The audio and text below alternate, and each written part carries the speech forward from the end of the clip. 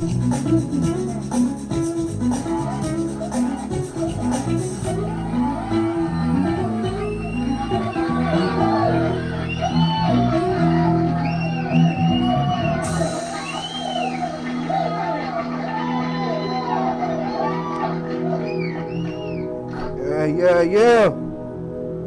What's going down? What's going down, everybody? Y'all out here today? Y'all down at the boom? Y'all down there celebrating some fireworks? Boom, boom, boom, shake, shake the room. How everybody's week been, man? I hope everybody's week been going good, like I always say. It's the end of the week, so it's called the weekend. We're on a weekend break. We're on a weekend take. I need a weekend shake. Hey, give me that weekend cake so I can bake it and make it and take it. Hey, then we're gonna take it, no breaking. What's going down? What you doing now? Let me get around. Let me turn some of these lights down. Oh, I did that. I did that on accident. Doing too much. Let me slow down a little bit. Oh, you gonna keep doing that? Hold on, y'all. I always get some type of little fuckery going on. Here we go. Here we go. Here we go. I'm back. Give me some music. God damn it. Give me some goddamn. There we go. I'm back now. Let's get that. Man. I didn't think I was gonna get started, did I? What's been going on this week, man? Ain't nothing crazy been happening this week. I ain't got nothing to talk about. I know what I gotta do. I know what I gotta do, y'all. Hold on. Give me 2 freaking seconds. God damn it. Well, it ain't that bad, but hold on. 2 freaking seconds. Golly. Do I need it? I don't need it. I don't need it. I'ma just do this. Welcome to another episode of that green tea with your boy, the real McCoy, Tommy motherfucking Davinci. I need to find me some catchphrases, man. I gotta work with some catchphrases. I'm about to pour up real quick before I get this first question out. I'm gonna go ahead and say it. My sports talk, I'm not really good at the baseball and all that shit. I ain't gonna lie. So, I know in hockey, the Panthers. I think the Panthers, they won it again, so they went back to back. Whatever. I'm not too much know about that. But Big Perk and Draymond Green. Draymond and Big Perk been going back and forth. Who y'all be feeling more? Y'all be feeling Draymond more or y'all be feeling Big Perk more? I'm Golden State first and foremost, right? My nigga Draymond is crazy as hell. He definitely crazy. He be kicking niggas and he do a lot of shit. I don't knock Draymond though. But he called Big Perk a coon. And he said Big Perk be cooning. And if y'all don't know what's happening, Big Perk responded and said, everybody knows Draymond ain't about no smoke. So, what up, Mont, baby? I'm getting this shit rolling right here.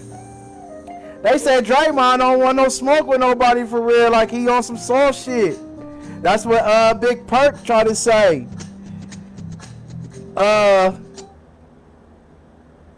Niggas is saying Perk. I don't know, man. Up to 30% off. Find the piece that you love at a price you love. Come on, man. Let's skip on.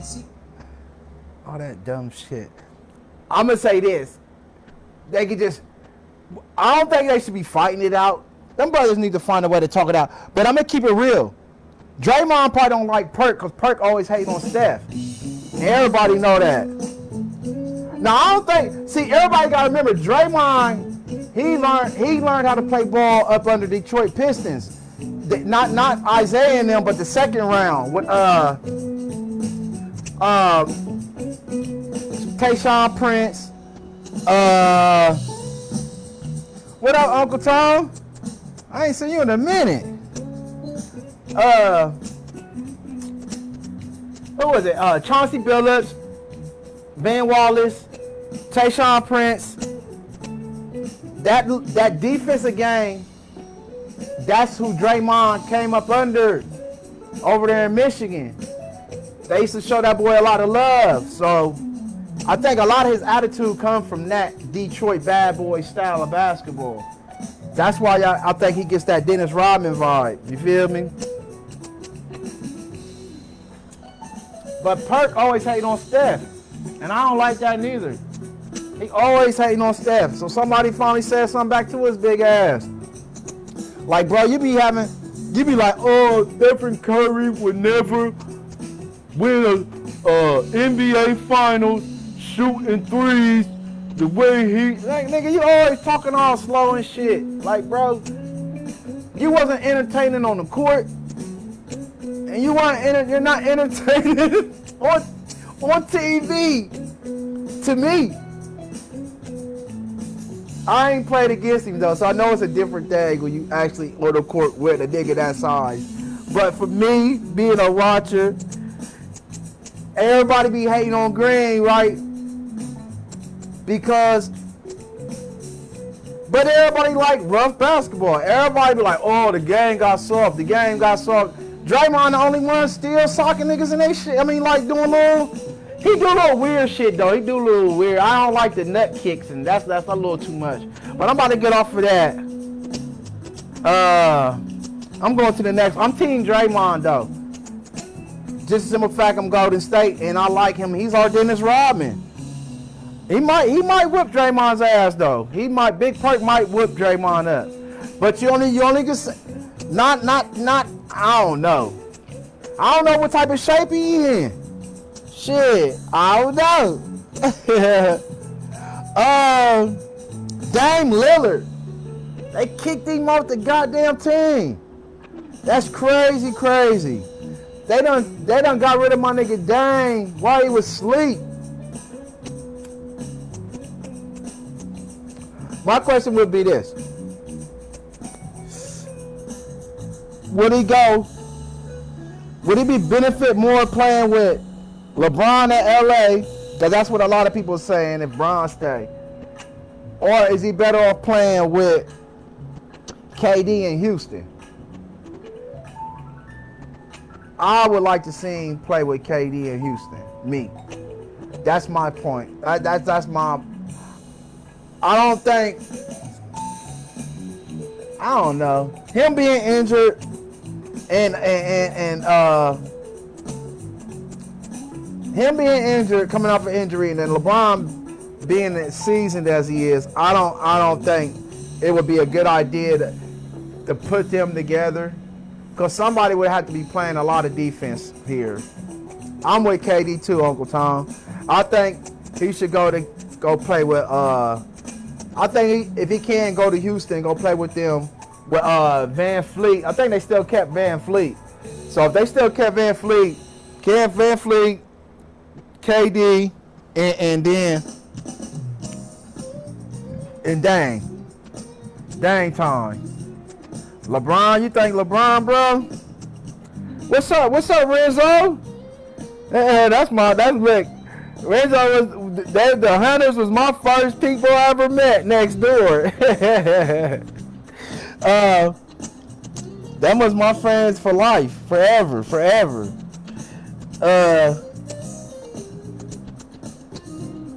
Yeah, that's what I'm saying.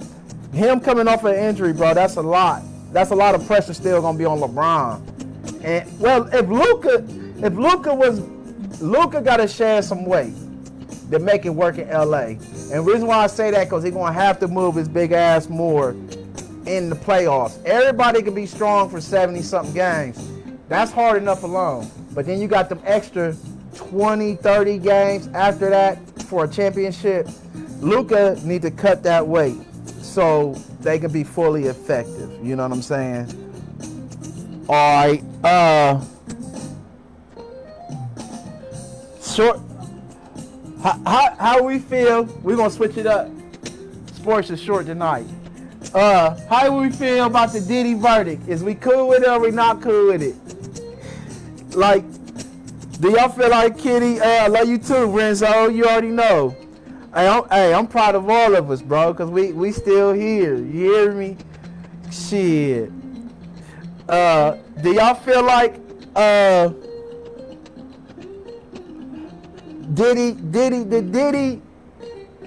do y'all want him to go? Like, I don't think nobody want him to go to jail, but do y'all feel like he was wrong, or do y'all feel like he was right? Like, you know what I'm saying?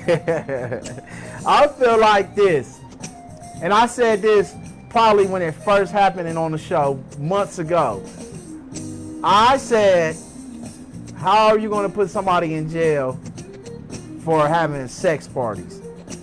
That was weird to me. And then to turn it into a whole racketeering thing, that was super weird. Now, if you want to press charges on him for battery and assault or whatever you want to call it, that's, you know what I mean? That would be the thing. Me saying Diddy was wrong, I feel like he should have been not guilty all the way down the board, personally. Like, because there wasn't one motherfucker that came on there that didn't say they benefited financially from the shit. Now, I guess you probably can, but America is so fucked up. This is how fucked up America is. Yeah, he did. Yeah, I mean, yeah, I feel you too. That's what I'm saying. How you feel, you know what I'm saying? But it's just like America got so many. Like, okay, you can go to Las Vegas and pay for pussy, but you can't go down the street and pay for pussy. Like, that shit is weird. Like, and then you got Hugh Hefner, who didn't stay in Vegas. He stays in Hollywood or whatever, California, and who had a house full of women, high as fuck all the time, and fucking, and all that shit that Diddy was doing. Fuck baby oil. You know what I'm saying? He had books selling these girls in books. So my point would be this. You're going to have to dig up a lot of motherfuckers that be doing, like Cassie, maybe he deserved some type of discipline for hitting on that woman like that. But other than that, that's the only evidence I really have against Diddy. And you feel what I'm saying? Like, that's really all I can say about him, that he did wrong. Like, you feel me? Like, because that's like saying you take everybody to jail that be fucking and paying for, like you go to a strip club. It's just, America is just so fucking weird. It's so weird. Because then you put porn, man, like all this porn shit, you get all these people, we so sexually activated. But then it's like, oh, don't do it like that though. You know what I'm saying? Like, yeah, and he might have got off. And I'm with you. He might have got off. I hate to say this. I don't want, it's only certain type of people that I feel like should go to jail. That's just me.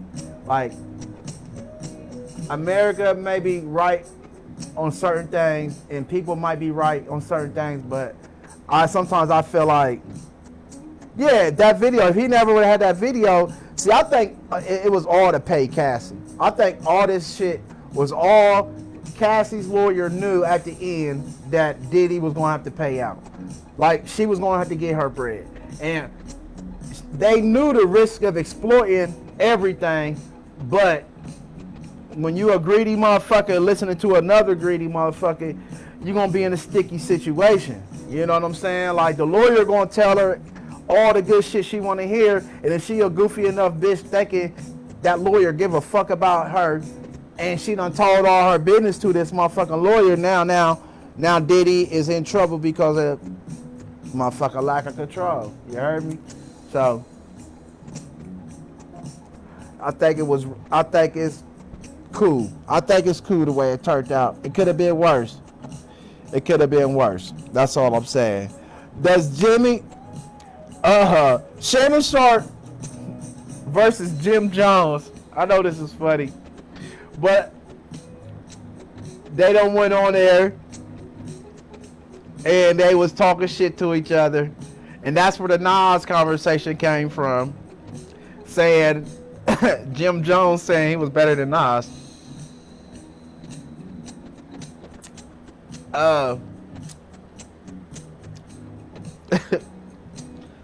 This shit crazy. It's like, to me, Shannon Sharp, either Jim Jones is part of his world, or Shannon Sharp is continually trying to be young. Like, I don't think nobody's old. Like, let's get that clear. But like, Jimmy's a young acting nigga. He still dressed pretty young. You know what I'm saying? Like, he's not wearing button-ups and suits and shit. Like, he's still wearing a lot of chains and a lot of street clothes. Shannon Sharp, you would expect him to be like, bruh, like, I don't really see no maturity in Shannon Sharp. Like, nigga, you just went through some shit with some broad talking about choking her and shit. Like, now you going through some shit. Then you was going through some shit with John Morant's dad last year. Like, now you and Jim Jones talking about working out together. Like, Jim Jones, first of all, Shannon Sharp been lifted weights his entire fucking life. So don't get off of certain drugs and then think you gonna fuck around and be stronger than Shannon Sharp. No, bro, no. This motherfucker is from the 70s, 60s era. Like, them niggas is, old niggas is built different, nigga. They did shit by hand. Wasn't machine work for a bunch of shit, nigga.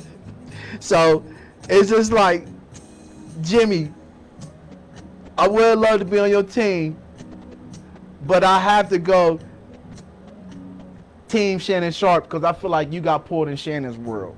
As much as I want to say Shannon's immature and all this other little shit that I think about when I see him hop out of the car with purses and tight ass clothes or whatever that conversation may be, or whenever I see him just constantly Mike Epps. First it was Mike Epps, then it was fucking John Morant's dad, then it's fucking you want to choke your bitch out, then you motherfucking like, yeah. I mean, Shannon Sharp was, I think he was a good ass tight end in that style of football back in the, you know, them days, that tight end. I think he was really great. And I can't see him not being a beast on the field, like strong, like nigga, like damn, that nigga lit me up a little bit. You know what I'm saying? But he is now an entertainer. He is now a podcaster. So I don't know when Shannon, you know, you got your Bluetooth, you had your phone on when you was having sex. Shannon is just a mess, man, as an adult. He's really like a unk, like a messy ass unk right now, and I fuck with that. That's my nigga. So I ain't like Team Shannon over, but like Jimmy, you got caught up in Shannon's world this time. So I think Shannon got you on this one. Like, just as much as I want to say you hung in there, like, nah, you didn't really. You went on there and then you start flashing out talking about Nas and all this other shit. So like, nah, you couldn't handle the pressure, bruh. Like Unc broke you down, my nigga. So, all right, let's just get it out there. Does Jimmy hold any water on that Nas talk when he talking about Nas? Yes or no? Does he really hold any legitimate water, or what he's saying, like he is better than Nas, or the kids today don't know Nas, but they know him. Like, first of all, the kids know you now because you're still hanging with kids. So that's the only reason why a teenager would know who you was. And that's nothing to flex on when you're in your 40s. So, I mean, I don't feel like that anyway. Like, I don't know what type of game you kick into the young niggas or what type of team you got. That's probably none of my business. You know what I'm saying? But, Nas, I say this, bro. I'm gonna say this. This is the best way I can say it. I think everybody gonna understand this. Jimmy, you probably make some dope ass music for hood niggas strictly. Like, strictly hood niggas. Like, bro, you got one hit, Ballin'. Like, I don't know no other Jim Jones hit. Nas has classics. Classical music that the world can feel. And it's different when you're touching the world and you're touching only hood rapper, or like hood influenced people. Like, Jimmy, the shit you talk about is shit niggas do when they 20 and 24. Like, Nas is talking about real life shit, grown man shit. Like, not, and not to say, if I was to kick it with Jim Jones, he couldn't teach me nothing. I'm not saying that. But Nas on paper, on wax, that's why people say he's always going to be better than you, because, bro, he's touched people on so many different ways. From, man, he's musically inclined from his daddy. Like, and I don't mean that he had to be, but he is. Like, man, Jimmy, right. Yeah, exactly, Tiff. Even, man, I don't even want to drop the songs on it because it'll break a man's heart. But that nigga Nas, Jimmy, I love you, bruh. And my show is never to shit on nobody. It's a comparison and it's an opinion. And my opinion is, you haven't matured in rap. You're still the same 20-year-old talking about the same 20-year-old shit. Nas was 16 talking about 25-year-old shit. Now Nas is 40s talking about evolutionary, like shit you can't even compare your thoughts to. Like, Nas is gonna drop a jewel on you. Like, Jimmy, you talking money talk. Boom, boom, boom. No, we talking emotion shit. Like, something that might change somebody's life. You know what I'm saying? Man, exactly. He is one of the greatest rappers, bro. Nas is definitely one of the greatest rappers. His lyrics, and for real, they don't even have to be. Man, you right. Let me take that back. Because when he was kicking all that game about America and how people are treated differently in America, and the situations and the history, not the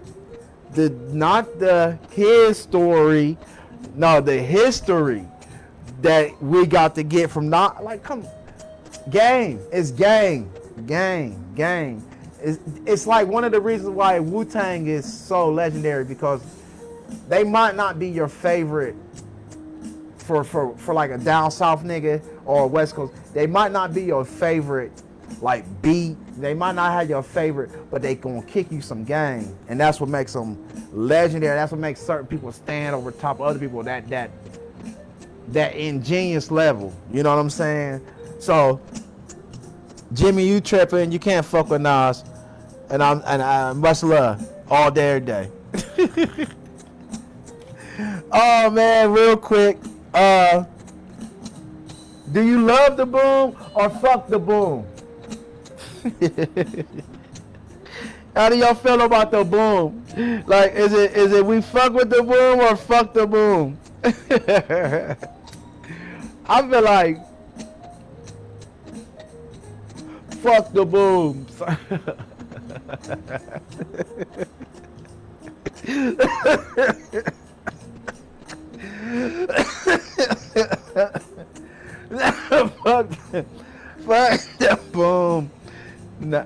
ain't gonna lie.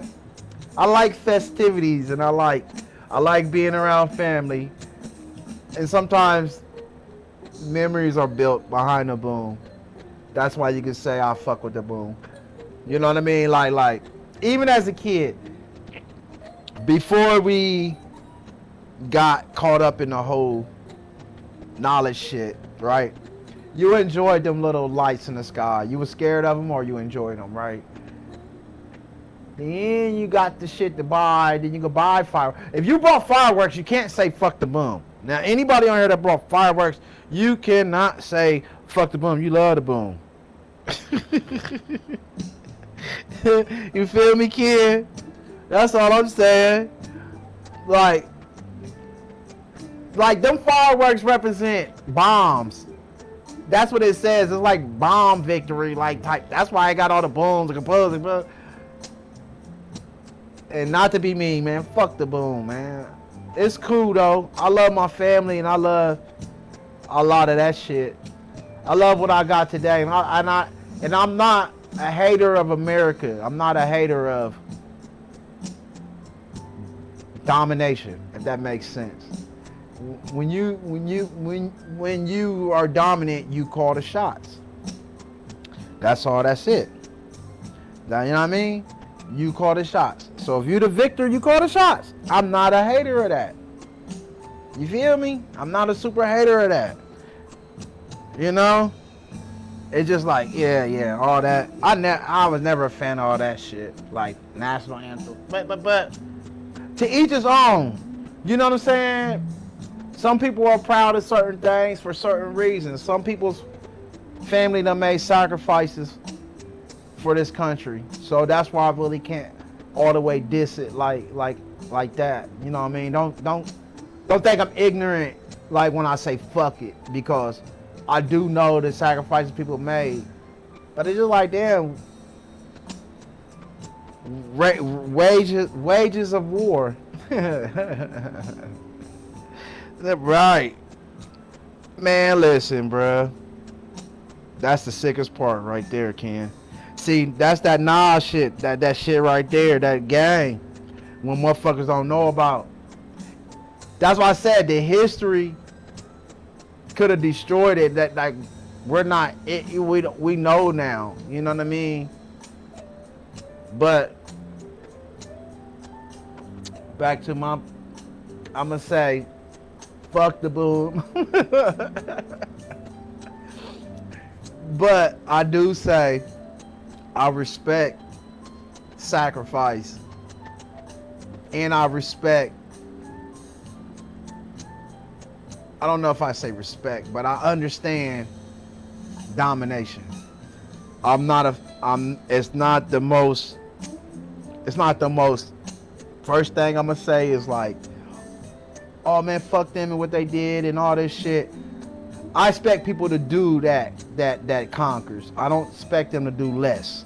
You feel me? I don't see somebody conquering to not do their plan. You feel me? It's just a respect thing, I guess. I understand battle. I understand strategy. And I read The Art of War. You know, Nikolai Machiavelli. I read that version, and I also read Sun Tzu's version. So I understand how people feel the way they feel, you know, and I get it. Let's do some fun shit for the night real quick. It's called Celebrity Fights. And since it's the 4th of July, right, I'm going to pick presidents who are going to fight each other. Who do y'all think is going to win this fight? And the first people I want to see fight, I want to see Stone Cold Donald Trump versus the one and only, the destructor of destructors, George Bush the third. If they got in the fucking fight, who gonna win, y'all? I'm gonna say this. Off of integrity of character, I feel like George Bush will fuck Donald Trump up. Because George Bush a little crazy little man. I mean, I ain't gonna say he didn't do it, but I ain't gonna say he did do it. But them Twin Towers came down. That's a cold-blooded Jack right there. Then he went over there and blew some more motherfuckers up. Then you got Stone Cold Donald Trump. Stone Cold Donald Trump. That's what I'm saying, Tiff. He the real savage, ain't he? Hey, but Stone Cold Donald Trump, he getting close. He getting close. But if I had to pick a fighter and a victor, I gotta stick with the one and only motherfucking pink and baloney George W. Bush III. That nigga is crazy. That nigga finished a war that his daddy started back in fucking 96. Nigga, that nigga cold-blooded. He said, oh, my daddy ain't killed Saddam? Nigga, we about to go over there and handle that right now. Hey, yeah, let's go, nigga. So I would have to give that fight to the one and only, ain't no Foley, ain't no baloney, motherfucking George W. Bush III. Bing, bing. Second fight, Michelle Obama. Yes, I said it. Your favorite. All the black women's favorite. All the Democratic women's favorite. What would she do against Melanie Trump?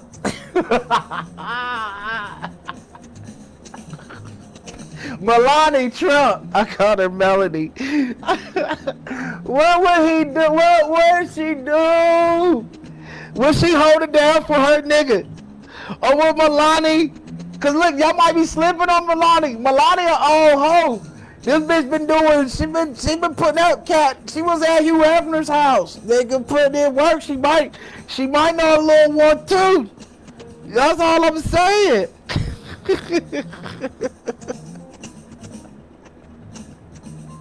Oh, but y'all.